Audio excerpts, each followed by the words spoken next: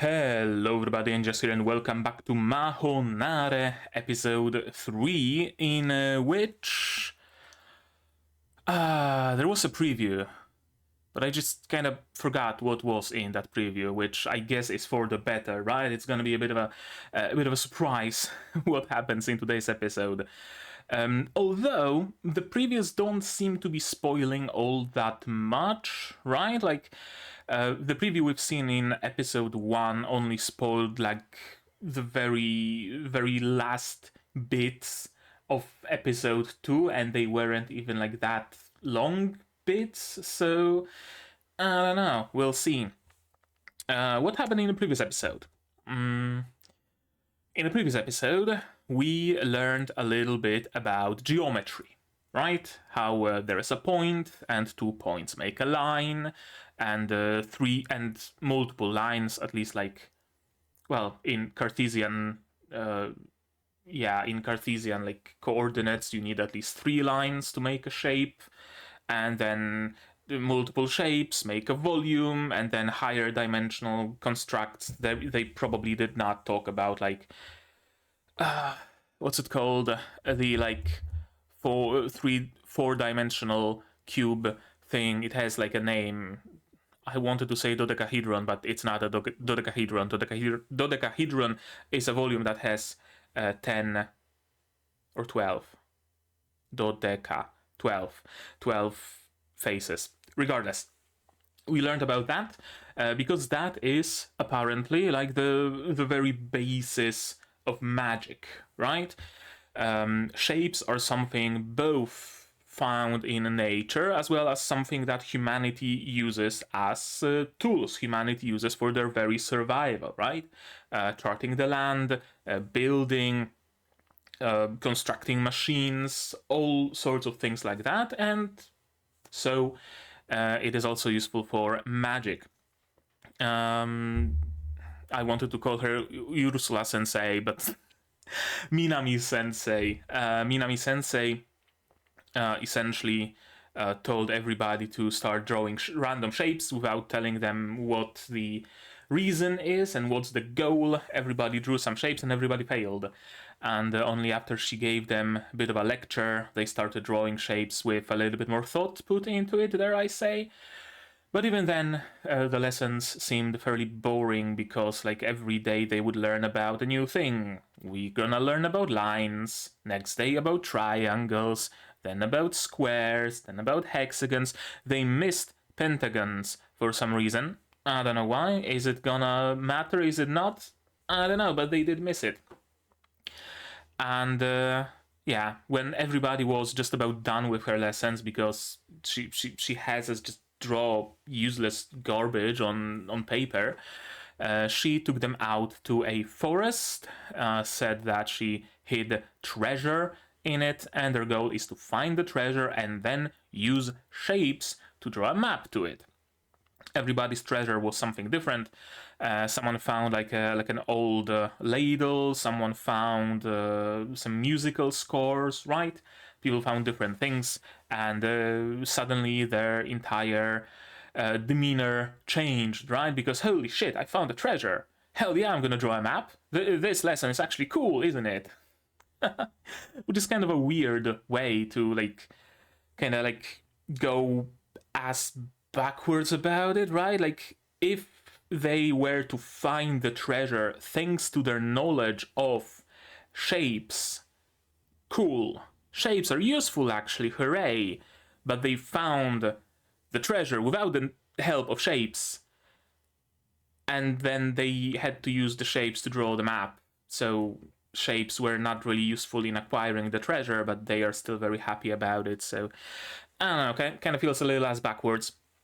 Regardless, Yuzu, of course, decided that, you know what?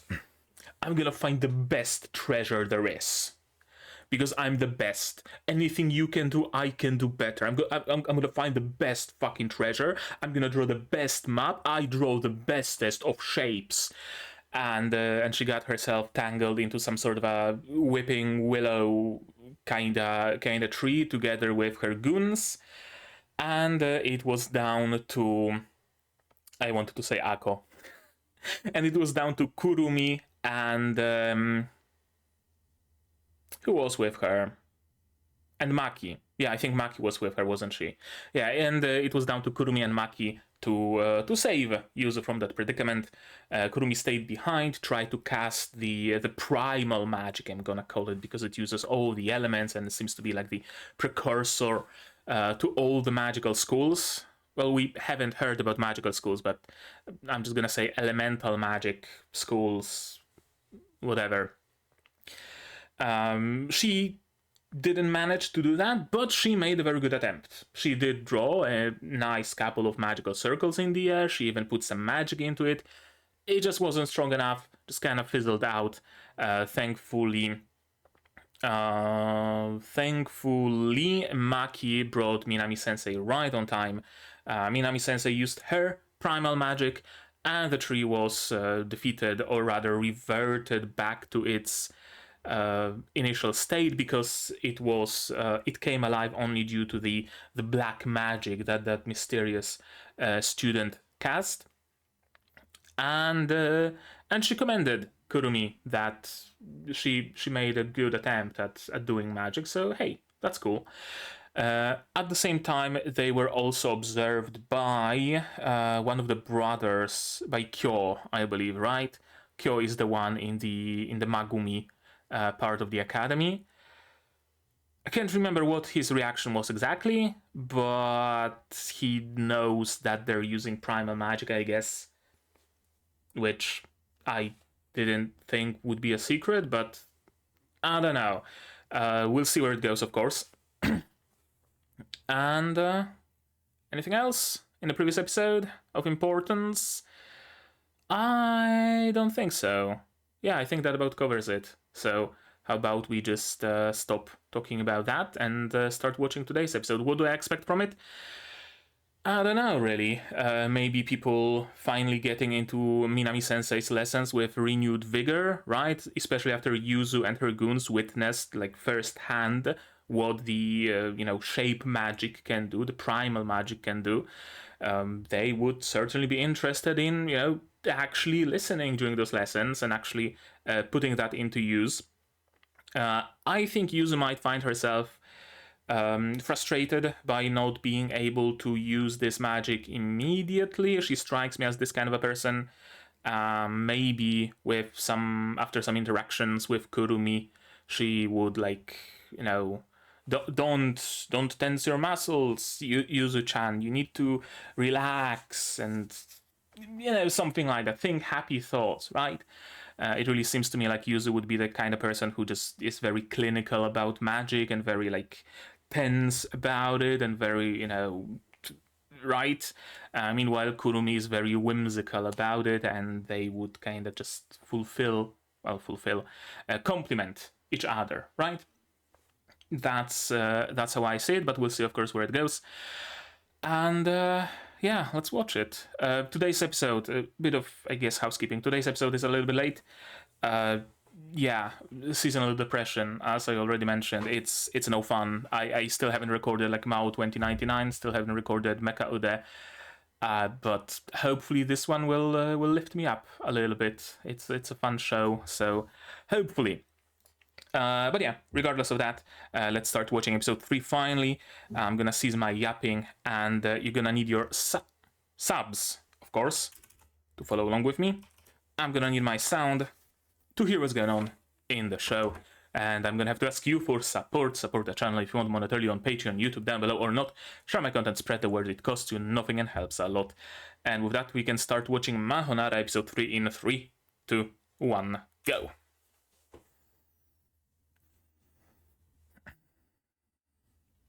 Writing a diary.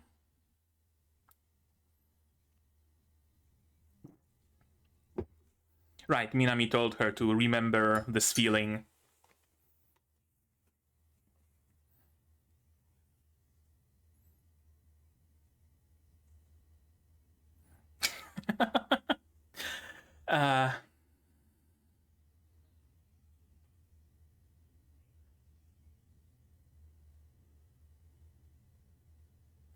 Of course, breakfast is very important. The most important meal of the day. Biryani. Nice. I mean, yeah, she's working at the cafeteria apparently. So yeah, she gotta wake up early to prepare the dishes for everybody.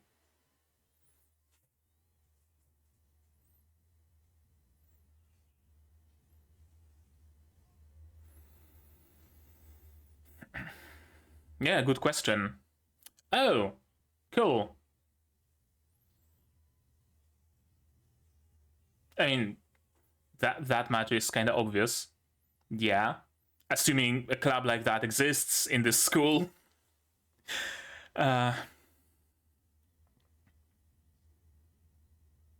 Going home club, that's always an option.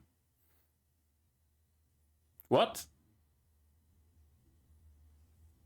Oh, it's the two guys that we've seen at the end of the previous episode, isn't it?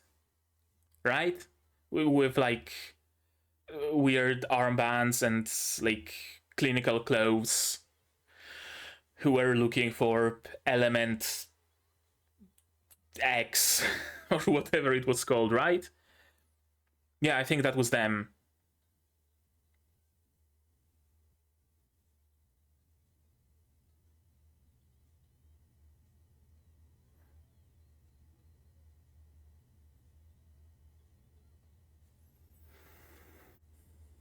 Yeah, that's them.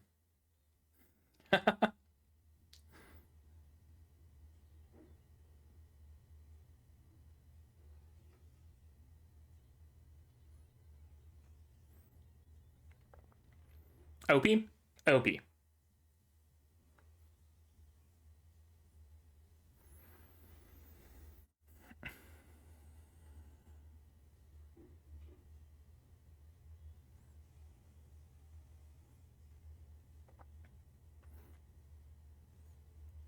They really are setting up the like duality of Yuzu and Kurumi here, don't they?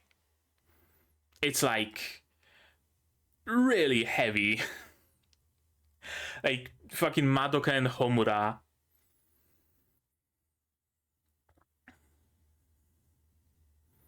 Meanwhile, they didn't really have like all that much interaction so far. Maybe in the future.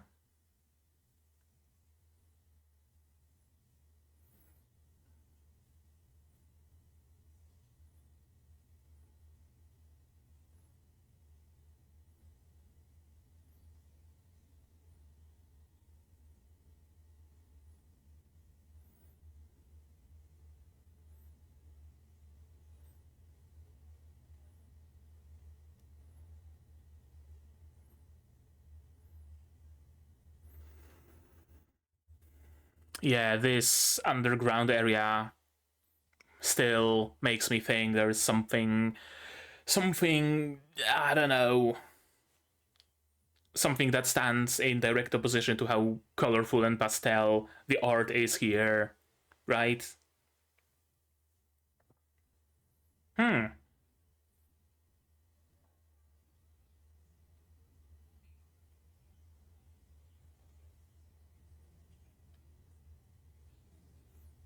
True, I mean, yeah.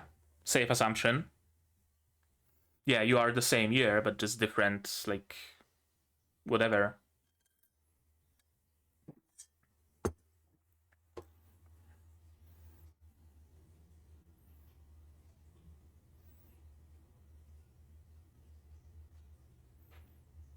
Kinball.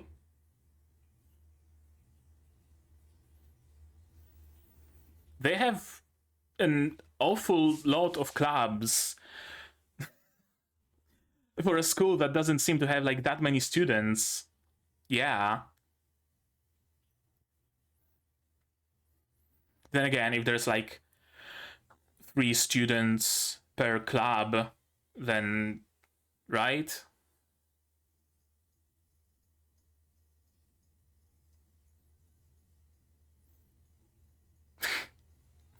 I mean, yeah, seems fun for sure.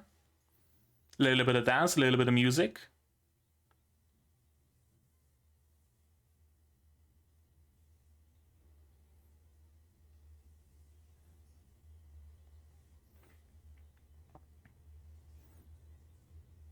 Oh, I completely thought that the MRC is going to be some sort of an,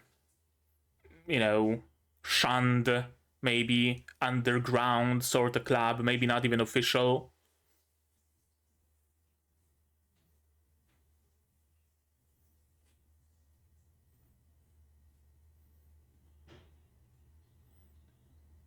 You're already flying.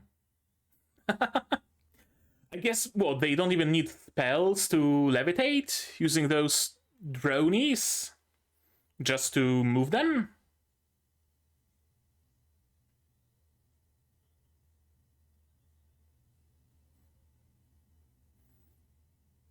Oh, now that is magic. They should have shown something like that on the, orientation.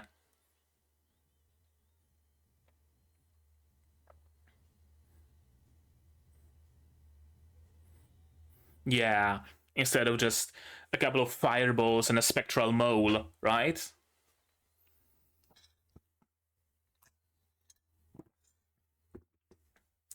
I wonder.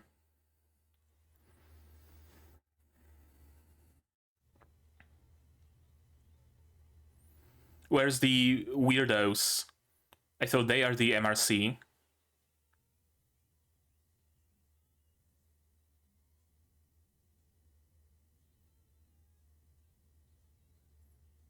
Chiesu?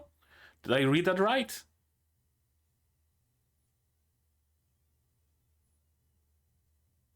That's a lot of flyers. Yeah, where's the MRC though? Sepak Takra. Yeah. Every club wants everybody to join. She's not special in that regard, I'm afraid. Yeah. I mean, when your cricket club doesn't have enough members to play cricket, kind of hard to justify its existence, isn't it?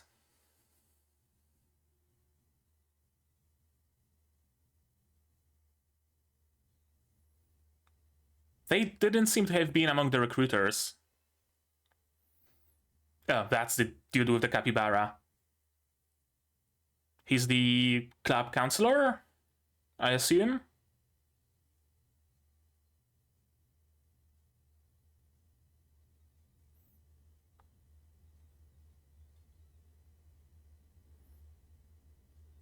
Only Ma-gumi can join.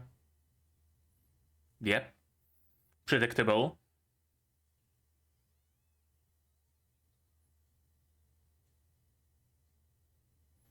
I mean, yeah, you kind of need to use magic to fly a droney. Well, I mean, not for the first years.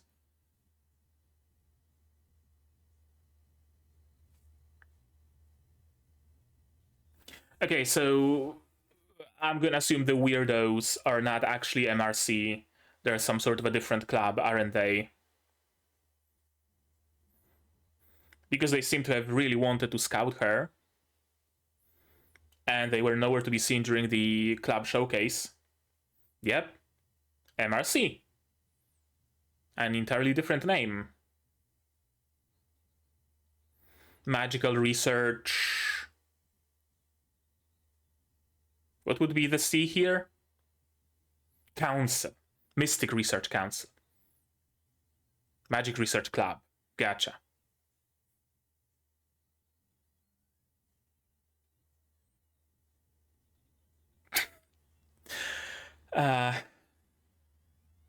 Is the owl your advisor or counselor or whatever, the teacher that takes care of the club? It's a very technicolor looking place for a den of evil. Ah, of course, hidden passage.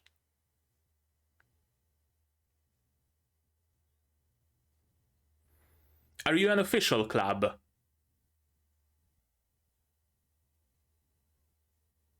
Oh, so that was the library building. Gotcha. Oh, so probably not an official club.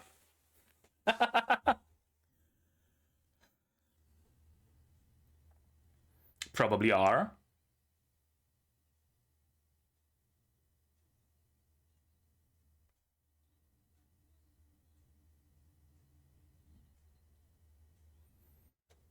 No, that was a cool trick.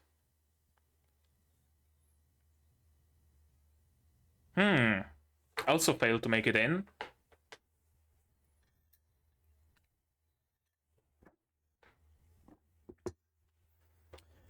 Not really barred. Like, only officially barred.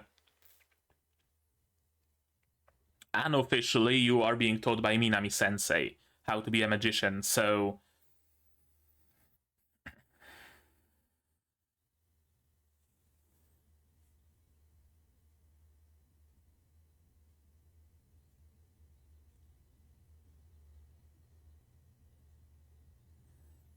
No. World Domination Club?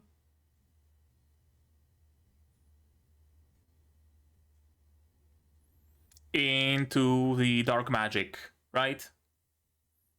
Oh, of course. Urban Legends. What, a staircase that has a different amount of steps going up and down, a piano that plays itself. What else is common? A face visible in a window of a specific classroom at midnight, right? That sort of stuff. Probably. No, it's not obligatory. Yeah.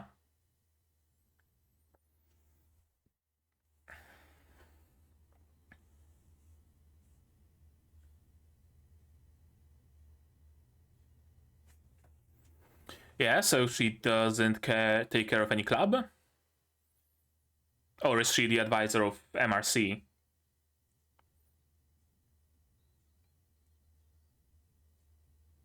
Mm-hmm. Because of element X or whatever. Yeah, element M.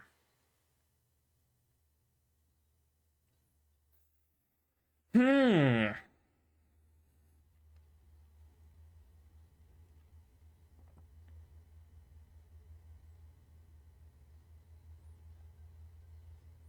Mm-hmm. Wait, was it this show? No, it was Vistoria. I got it mistaken. Vistoria essentially established that dark magic is like the source of magic, the primal original magic. So I wonder if something similar is the case here. Like, it's the wild, raw magic that is very hard to control. Who's your advisor? The owl or Minami Sensei? Okay.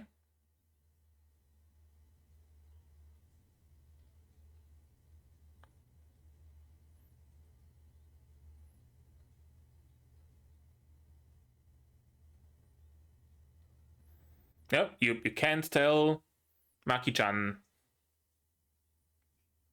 No.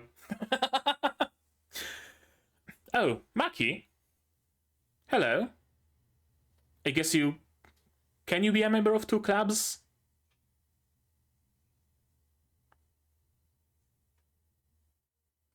Ha ha ha. Okay, that's good.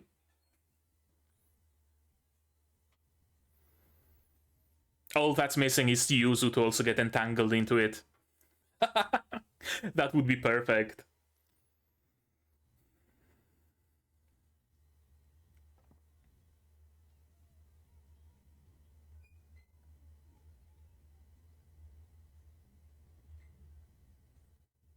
I mean, yeah, true. It's not really official, is it?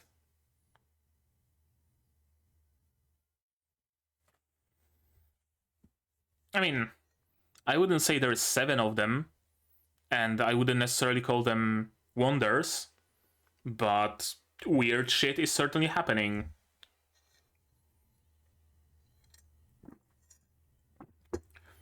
And whether we call it black magic or element M or whatever, that doesn't really matter much, does it? The owl? Indeed.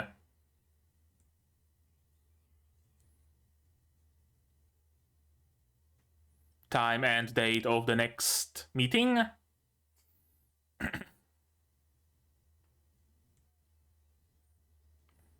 Oh, time and date as in right now.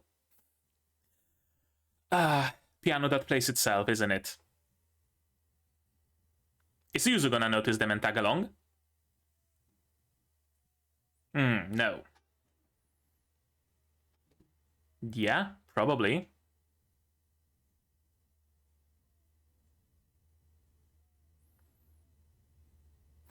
You're lacking a hell of a lot of whimsy, Yuzu.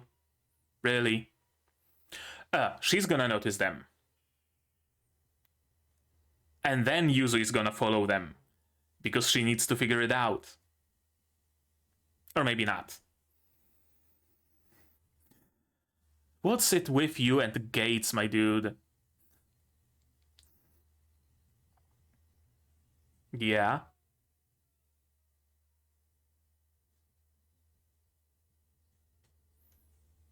EMPs? Oh. Gotcha. Not electromagnetic pulses.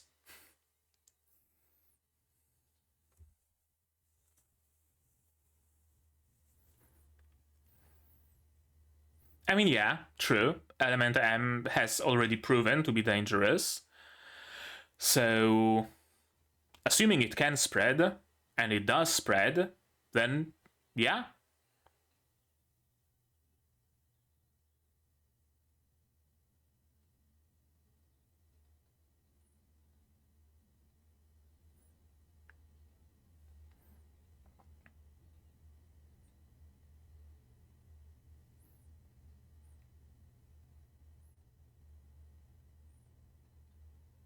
That's the advisor?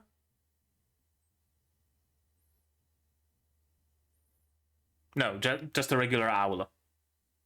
Gotcha.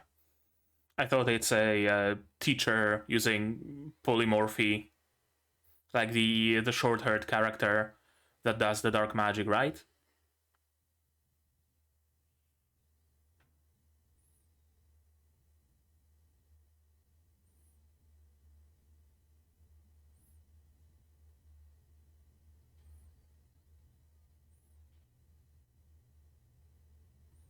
Oh, would you look at that?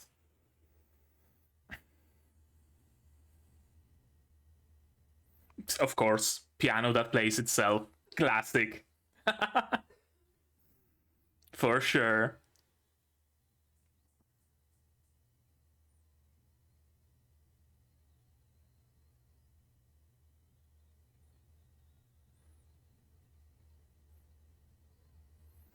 I mean, sounds plenty cacophonous, sure.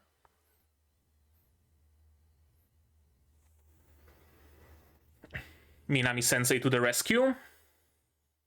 Or.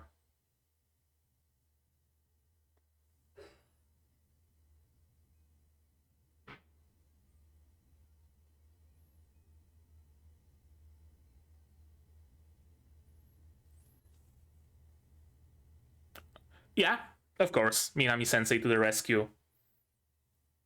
Together with her frog. Yeah, standard magic spell, all 4 elements.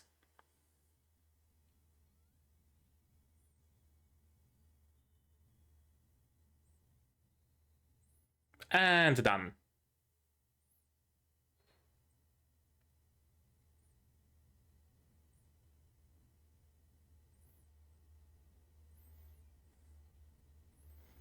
Did you? Oh, she's the club advisor, isn't she?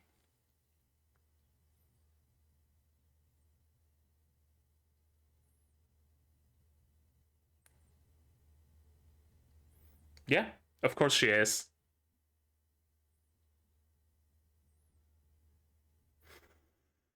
Yeah, that's the dog.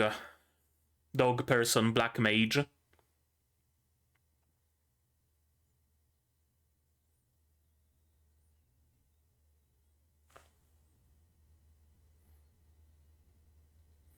Creating like a resistance force, like an underground resistance or something. Like mages of the modern era with their pre-programmed Pokédexes stand no chance against element M. So we need like good old ancient magic users to be able to handle that. Right?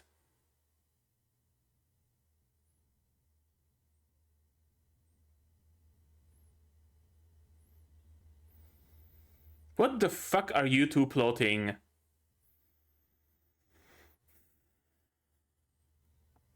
Yeah, I mean, safe to assume you're the protagonist. Ah.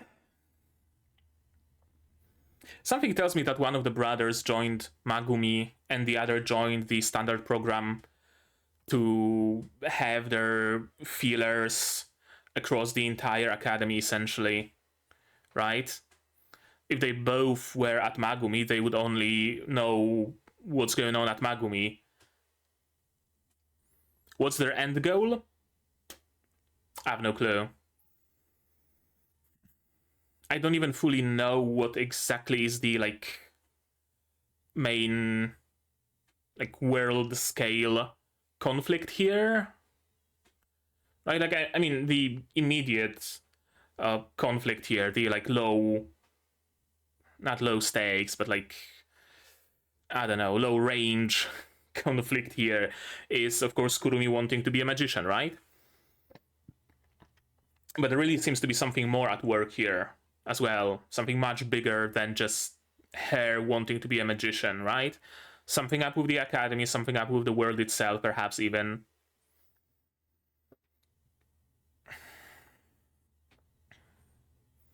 And we only got 12 episodes.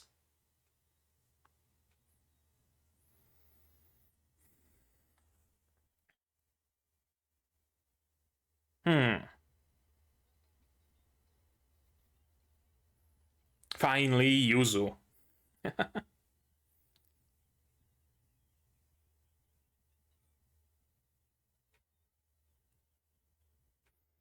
What's with that dude and the gates? I swear. Let's watch it again, shall we? Yes, we shall. Yes, we shall indeed. Okay, so we get a little bit of a recap. And only the most important bit, right? She drew magic. She was able to do a little bit, but it ultimately fizzled out. But she's gonna remember that feeling. That's what matters. As I said, I actually like the way they're doing previews here, where previews show us bits and pieces of the next episode, but they don't actually like show us what the next episode's gonna be. Right? Like we got some glimpses at her cooking, to the point where I thought that this episode is gonna be about her cooking. Right? Maybe she needs help. Maybe a carrot became infected with dark magic, or something like that. But no, she was just mentioned at the very beginning, and that's basically it. Completely inconsequential. Cool. I like that they don't reveal any of the important bits in the not the recap, in the preview. Club fair. Yeah. And of course she wants to join a magical club, because of course. Because she wants to be a magician, but can't be a magician. And that's her story. Club exhibitions, right. A lot of just completely wild clubs. What the fuck is skinball? Is that a real sport? Sure is. Yeah. Kinball is an actual like sport, and it does actually use a 122 centimeter ball. It's a Quebecois sport from Canada, invented in 1986 by Mario Demers.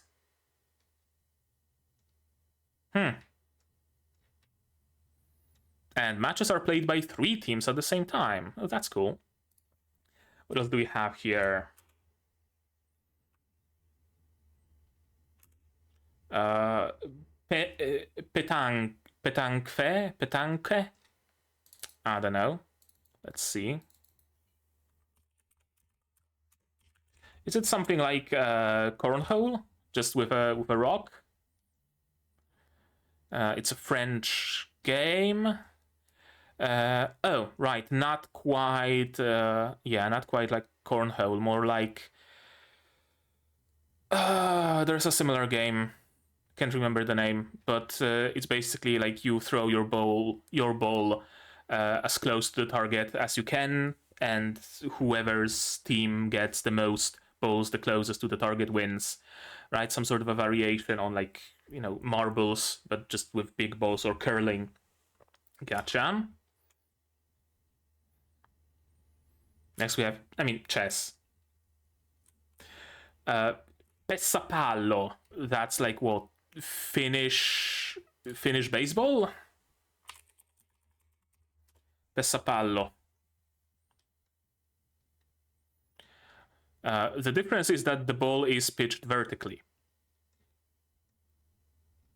Okay. Yeah, that's like the biggest difference between Pessapallo and baseball. Gotcha. And it is indeed a Finnish sport, also known as Finnish baseball. Then we have kabaddi, which is just dude saying kabaddi.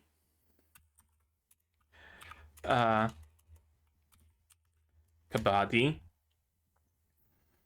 Okay, it's an Indian game. Two teams play it. It's a contact sport. The objective of the game is for a single player on offense, referred as the raider, to run into the opposing team's half of the court, touch as many of their players as possible, and return to their own half of the court, all without being tackled by the defenders in 30 seconds. I mean, sure, it seems interesting enough. I thought with their chanting kabaddi, kabaddi, kabaddi, it's some sort of a variation on. It's a very stupid game that my friends and I played in like primary school, and the name of that game was A, or rather A. And the rule was that we sit in a circle and we each, in order, say letter A. And whoever says their name, the letter out of order, loses and gets removed from the circle, right? It was fun and like surprisingly tough to do sometimes. Like when you got into the rhythm and then someone spoke a little bit too late, and you instinctively, try to say it and you failed because of that. So I thought it's similar, but with kabaddi instead of a.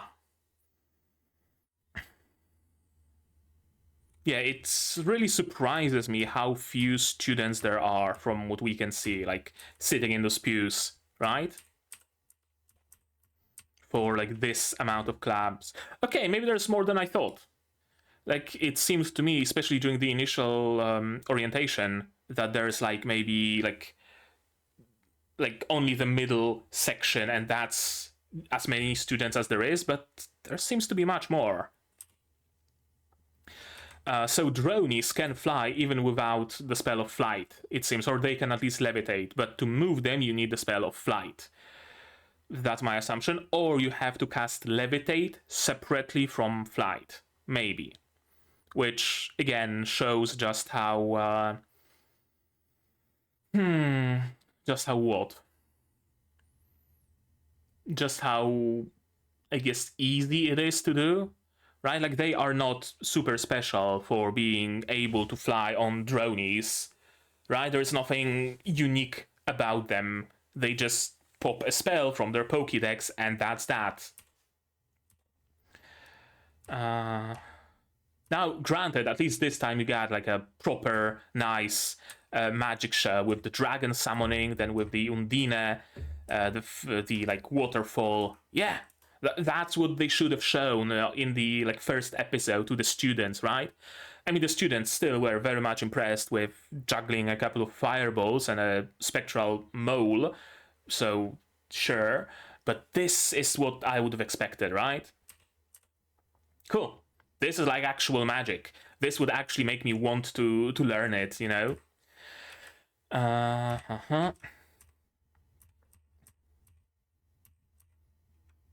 Kabaddi, Railroad Club. There is a Railroad Club. When Tintin said that he wants to join the Railroad Club, I really thought, like, what the fuck are you talking about, dude? Which school would have a Railroad Club? Well, this school, apparently. Oprah, of course. Yeah, they need to attract new students for sure. Tambourine Dance Club and the MRC, but like a different MRC, not Magic Mystical Research Council, but Mystical Research Club, and not quite official. Yeah, right. Standard program cannot join. Only Ma-gumi.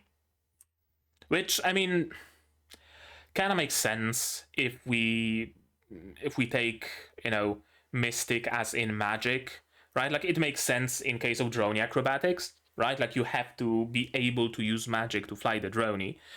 And you kind of like have to be able to use magic to research magic, right? So yeah, it actually makes sense for sure. Yeah, you need one of the magical notebooks because it's impossible to do magic without one, right? Now, thankfully, magical Kenkyukai he yokoso. Magical Research Club.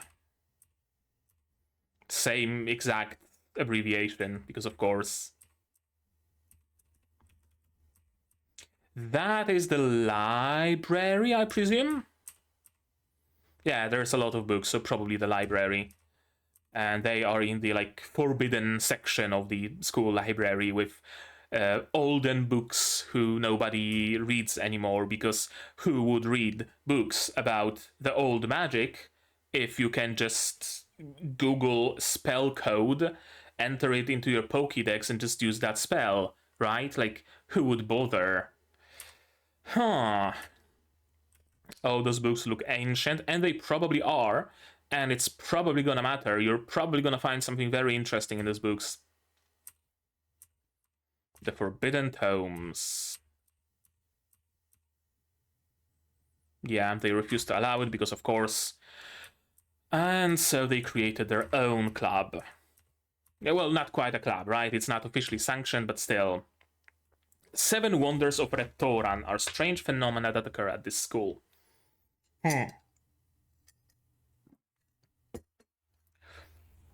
I wouldn't say there is 7 of them. Unless, I mean, I don't know how exactly the element M or dark magic or whatever works here, right? Is it that what's their name? Kai, right? The character that can turn into a dog and cast the dark magic. Is it that Kai can just use dark magic and just use it wherever? If that is the case, then there is gonna be much more than 7 wonders, because Kai presumably can like take a carrot and make it like I don't know, turn it into a flying monster or whatever with dark magic, right? Or they can approach a rose bush and make the rose bush grow faces, or right? So probably much more than 7 wonders. But the fact that they say like specifically 7 wonders, I wonder if it's something like the like dark magic or element M or whatever is like especially strong at those points, or maybe like ley lines cross at those points or something like that, and Kai doesn't so much cast that dark magic as freeze it, right? Like, as the dog, by digging in the ground a little bit, digs down to the ley line and then it spurts dark magic, and right, maybe something like that. Because if so, then sure, there might actually be only 7 of those wonders. Yuzu doesn't know which club to join. She's probably gonna join the Magic Research Club as well. because she's going to be super curious about Minami-sensei. She's going to be super curious about Kurumi. She's probably going to follow her one day, and she's going to find herself in the club, and of course she's going to join, because of course. Because what do you mean? Kurumi can research magic and I can't? Me? Yuzu Edel cannot research magic? Oh, I'm gonna show you. I'm gonna be the best researcher of magic. Probably what's gonna happen. Yeah, the tree that attacked Yuzu indeed. Geyser of element M erupted on this spot.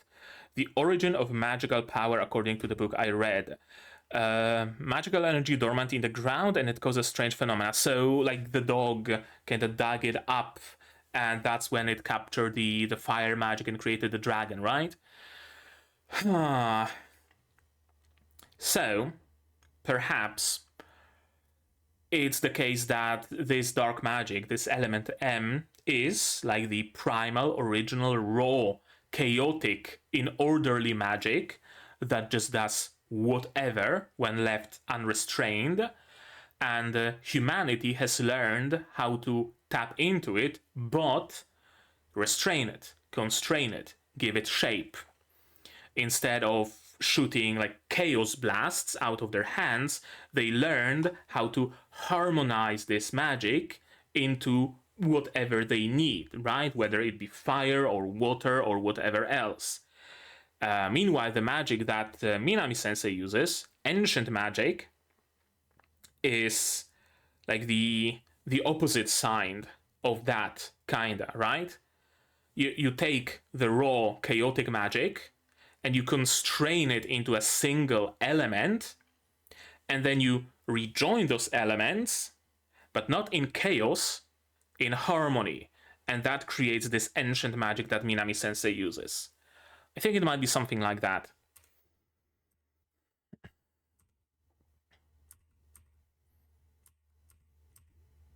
The forces of evil, right, found a huge drop because Minami-sensei destroyed it. They must have sealed it. So you're implying that it wasn't Minami-sensei who sealed it, but rather some they. School faculty? Government agency that wants to hide this fact that element M is running rampant? Maybe. Okay, teachers don't know that. Ma-gumi don't know that. Probably on purpose. Probably to keep them in the dark on purpose. I just don't know what exactly that purpose would be. And of course she's getting roped into it as well. Because why wouldn't she? They're the besties, they do everything together. Yeah, there must be something to it. I mean, you've seen it happen twice already, so it's not like a complete bullshit. There's something to it. Whether it's 7 of them, whether they're actually wonders, whether element M is actually an element or something else, it doesn't matter really. What matters is that it exists, right? Like whatever name you give it, however many of those there are, I mean, it's proven to you both that it takes place and exists. In the old music room immediately. I fully expected Yuzu to go after them.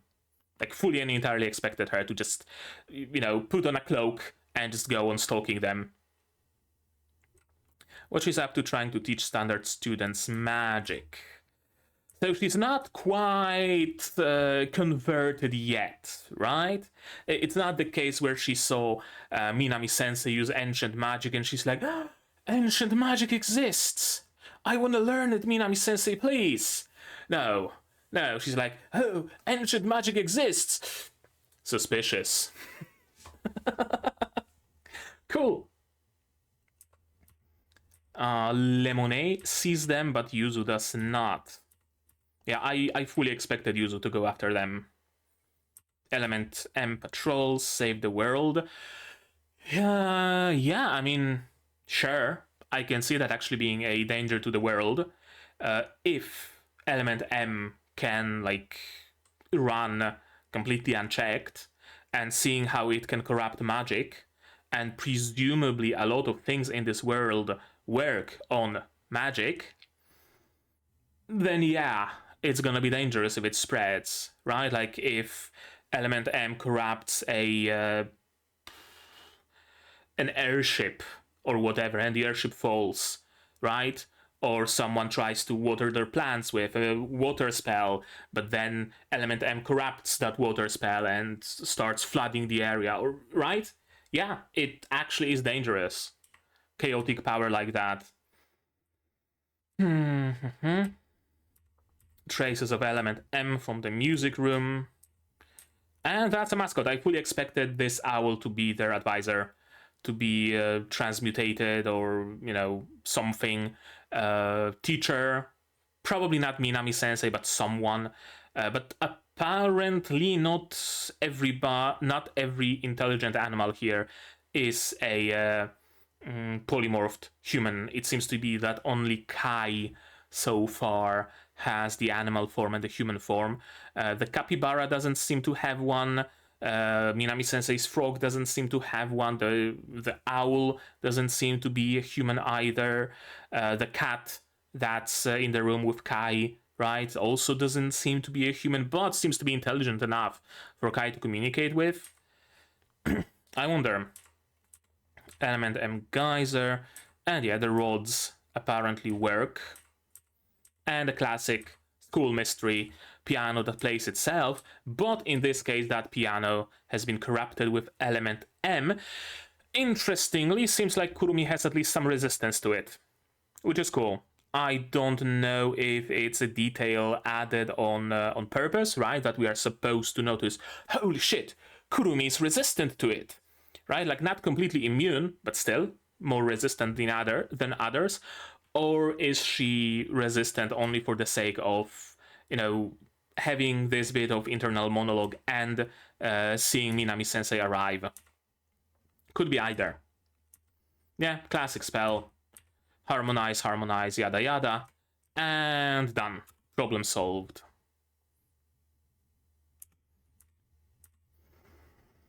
I hope this show doesn't fall into a rut. Because it's like second episode already, where the first like 2/3 of the episode are something going on. Then the last third of the episode is black magic occurs somewhere and corrupts something, and Kurumi is there, and she tries to help, but she can't. Thankfully, in the nick of time, Minami Sensei arrives, blasts the dark magic with her spell, and everything is good in the world, right? It's already twice that it's occurred. I hope it doesn't become a scheme where in the next episode, until the first, like, I don't know, 14 minutes of the show are, I don't know, what were they doing in the preview? Can't remember. They were doing, yeah, some cheerleading and training and stuff like that, right? Meanwhile, the last like 8 minutes or 6 minutes or however much is, oh no, the chair has been corrupted with dark magic. I wanna help. Oh damn, I still can't use the magic circle. Minami Sensei, thank you, you're here. Can you save us? Of course I can. Stabilize, blast, right? I hope it doesn't become a routine. And of course, she's the advisor of the Oddball Club. Who else would it be? No surprises there whatsoever. Kai, of course, seen everything. Because Kai was probably the one who used the dark magic here or summoned it or whatever. The forces of evil will rise from their subterranean lair. I'll need to make magicians out of you sooner than I thought. Yeah, so that's the goal here, right? Essentially, the Demon Lord is coming. Modern magicians became way too complacent in their magic. They just use weak-ass pre-approved spell. We need real fucking magicians, like the ones who managed to kill the Demon Lord 5,000 years ago. and I still remember this magic, and I'm gonna teach that magic to you because it's necessary to save the world, right? I think that's the plot here. I think that's gonna be the like long-term plot. I'm actually gonna note it down because I really think I'm kind of on point. Mahonare. How hot is it? 24 degrees. How do I know? How do I say it? Minami Sensei. Minami Sensei needs to create ancient magic users because modern Pokédexes are useless versus element M. Yeah, probably that. Which again tells me that there might be some like hidden or lurking somewhere in the shadows, kind of like dark underbelly of the story here, right? Because why did humanity become so complacent in their use of magic? Why is element M seeing a resurgence, right? All those very interesting questions. Trying to train successors to ancient magic, yeah, seems to be the case. Seems to be the case indeed. Those two motherfuckers are shady. They really are shady. I don't know if they are like part of the ruling class, right? Like sons of some sort of a noble who has a tight grip on how magic is taught and distributed, and they are here as spies essentially in the school, or do they have their own agenda? Or like, are they with us? Are they against us? Are they working with Kai, creating the dark magic? Like, they're shady for sure. I just don't know which way of shady, you know? I'm about to get caught up in something huge. Yeah, and the, interposition of those words, I think I'm about to get caught up in something huge, and those two being on screen tells me they are the source, or at least they are heavily involved in whatever huge thing it's gonna be that Kurumi's gonna get involved in. Yeah, actually, I'm gonna note it down as well. Kurumaru brothers. Kurumaru bros are shady slash involved in magic suppression slash involved with element M. Something like that. We'll see. Ed, preview. Singing, track, EMP time. Yeah, the brothers being shady as always. And Kurumi training her fire magic from what I've seen. That's probably gonna be like the first quarter of this show, and then it's gonna end with something being possessed by dark magic and then Minami Sensei arriving in the nick of time. Hopefully not, but I have my doubts. Okay, alrighty. I mean, it was a fun and good episode, like, don't get me wrong, right? I'm glad we got a little bit more insight into things going on behind the scenes, seemingly, right? That Minami Sensei, for example, is kind of sort of working with behind the scenes and with a purpose, right? That she's not just trying to turn them into magicians because that's her, she just wants to do that, right? no other reason. She just wants to.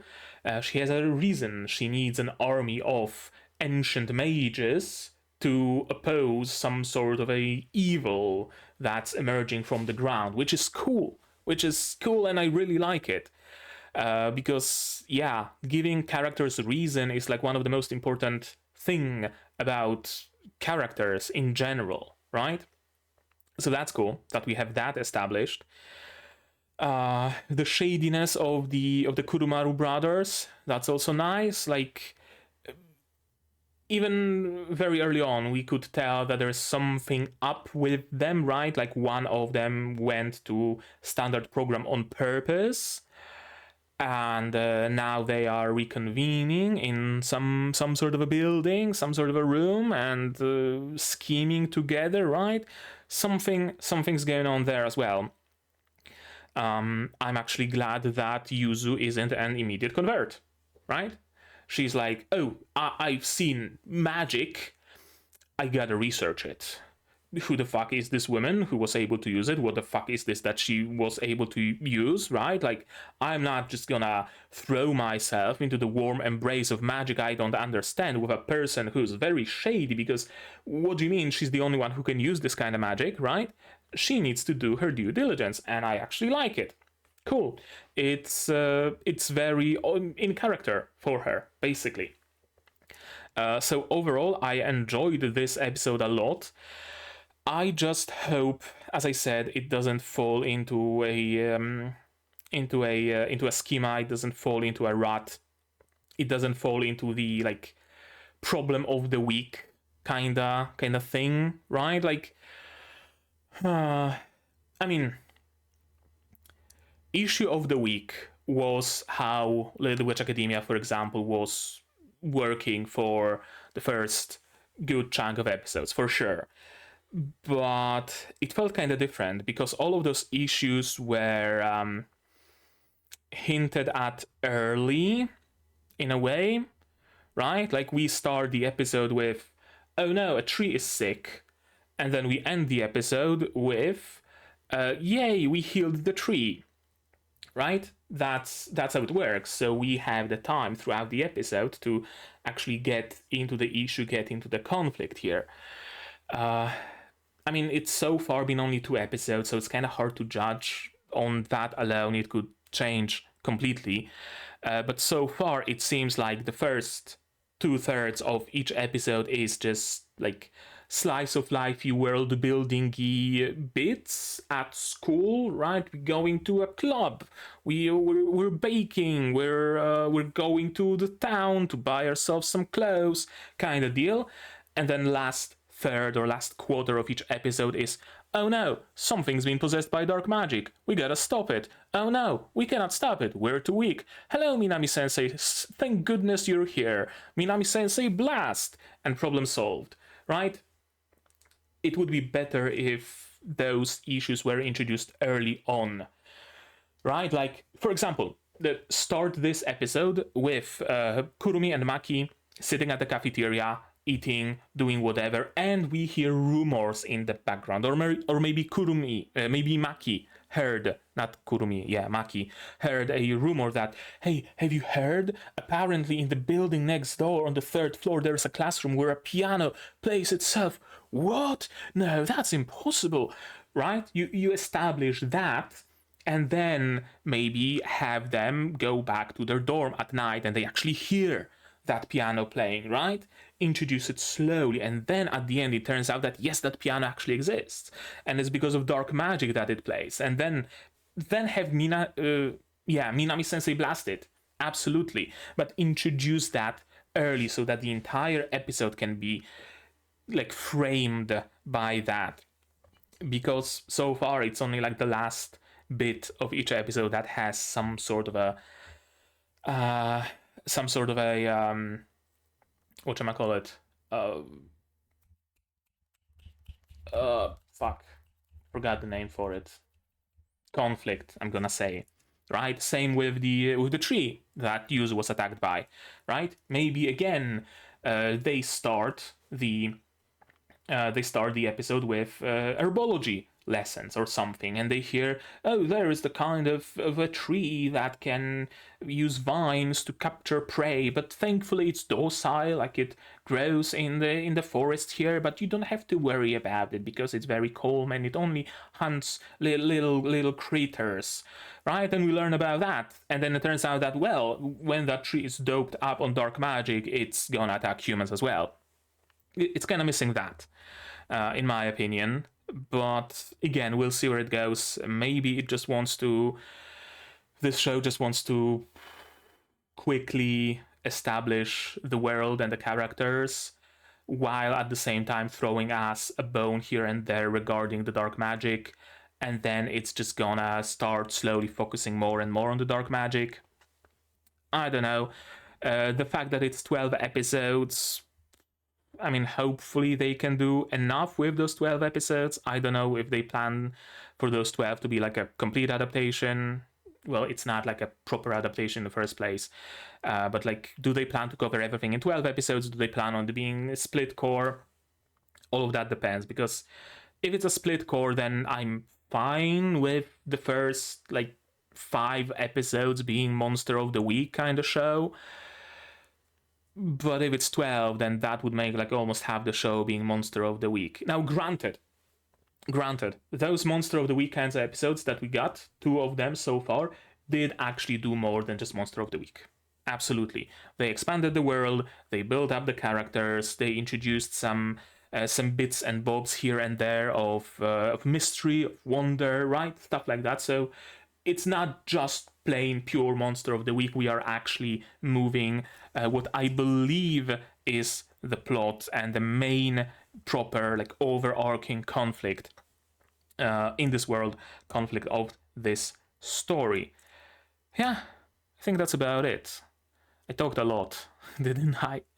But yeah, you guys, you tell me, what did you think of this episode, my reaction, my theories? Do you think the same theories I do, or do you have your own theory? I'm going to be interested in hearing about it in the comments below. What do you think about it as an adaptation? Are you even familiar with the source material? I would be interested in hearing that as well. All of that, again, in the comments below. No spoilers, please. Spoilers can go to my Discord here, also in the description. Like this video if you liked it. Subscribe to be notified of future videos, not only Mahonara, but also Mao 2099, Mecha Ude, Dan, Shangri-La Frontier Season 2, and Arifureta Season 3, and more coming in the future. Click the bell to be notified when I go live, because I do sometimes support the channel. If you want monetarily on Patreon, YouTube, down below, or not, share my content, spread the word. It costs you absolutely nothing and helps the channel a lot. And now, with all of that out of the way, that's gonna be it from me for today. So as always, you guys do all the good stuff, and I'm gonna see you in the next one. Cheers! And here's my wonderful Patreons: QB, Zarene, Yukiala, Dr. Watt, Akamaster, Marsh, Fassel, and Hans Peter. And you can join them if you want without having to join a club.